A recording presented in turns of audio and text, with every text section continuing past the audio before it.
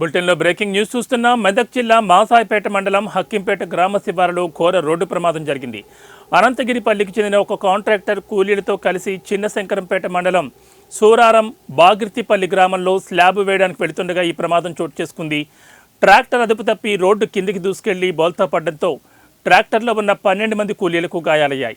వెంటనే స్పందించిన స్థానికులు 108 వాహనంలో క్షతగాత్రులను తుఫ్రాన్ ఏరియా ఆసుపత్రికి తరలించి చికిత్స అందిస్తున్నారు.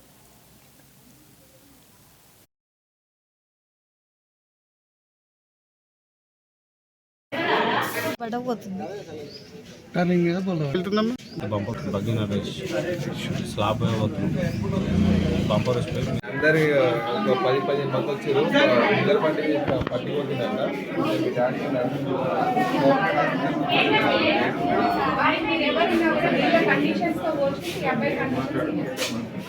పల్లి గ్రామం అంటేపల్లి ఇట్లా మిల్లమే పోతుంటే హక్కింపేట్ అనే మన